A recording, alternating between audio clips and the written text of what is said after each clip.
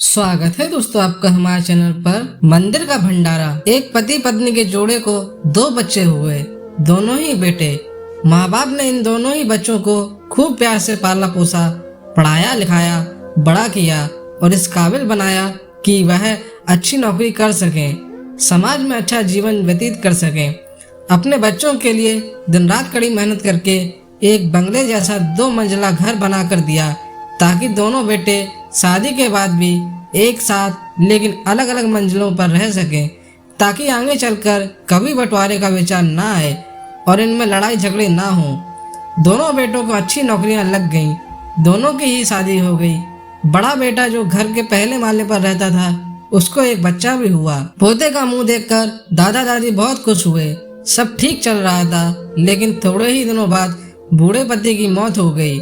जब तक पति जिंदा था, दोनों बेटे और बहू माँ का सम्मान किया करते थे। जैसे ही पति मर गया, दोनों बेटे और बहुएं हर दिन माँ की सेवा करना तो दूर, माँ को हर दिन खाना खिलाने के लिए भी राजी नहीं थे।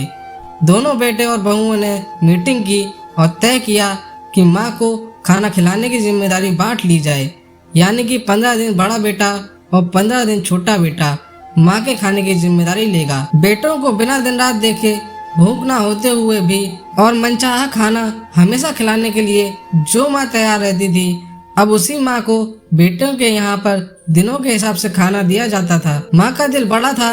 माँ को इस बात की खुशी थी कि वह जैसे भी हो अपने बेटों के साथ रह रही है, और इसी खुशी के कारण बेटों के द्वारा दी गई रूखी सूखी भी उसे किसी पकवान से कम न लगती। लेकिन दुर्भाग्य की बात तब हो जाती जब किसी महीने में 31 दिन आ जाते और उस एक दिन माँ को भूखा ही रहना पड़ता। एक बार जब बड़े बेटे के यहाँ 15 दिनों तक खाना खाने की बारी चल रही थी, तब बड़ा बेटा अपनी बीवी और बच्चों के साथ कहीं बाहर किसी फंक्शन में जा रहा था। बड़ी बहू ने माँ से कहा, माँ जी आज खाना नहीं बनाया है, हम बाहर जा रहे हैं, वहीं खाएंगे, आप अपने लिए कुछ पका लेना और खा लेना। बूढ़ी माँ ने कहा, लेकिन बेटा मुझे तो गैस चलाना नहीं आता। बहू ने कहा, तो फिर ऐसा कीजिए कि पास वाले मंदिर में भंडारा लगता है, आप वहीं पर जाकर खा लीजिए, तो आपको गैस चलाने की जरूरत ही नहीं पड़ेगी। पास में ही खड़ा बेटा और पोता यह सब सुन रहे थे, लेकिन कोई कुछ न बोला। बूढ़ी माँ को भूखा ही छोड़ बेटा और बहू फंक्शन में निकल गए। माँ को थोड़ा दुख तो हुआ, लेकिन फिर अपने आप को यह सोचकर मना लिया, ठीक ही तो है, कभी कभी बहू को भी घर के काम से आराम मिलना चाहिए, और भगवान का भंडारा खाने का सौभाग्य किस्मत वालों को ही तो मिलता है। माँ खुशी खुशी मंदिर में जाकर भंडारा खा आई। कुछ दिन ऐसे ही बीत गए।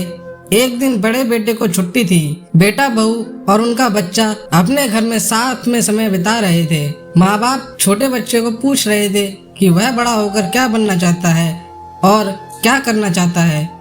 छोटे बच्चे ने बड़े ही सरल भाव में माँ बाप को उत्तर देते हुए कहा, वह बड़ा होकर वकील बनना चाहता है।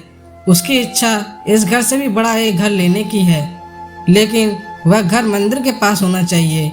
माँ बाप ने पूछा, घर के पास मंदिर क्यों होना चाहिए? तब बच्चा माँ बाप से कहता है, घर के पास मंदिर इसलिए होना चाहिए ताकि जब मैं बड़ा होकर किसी फंक्शन में बाहर जाऊं तो आप दोनों को ज़्यादा तकलीफ ना हो।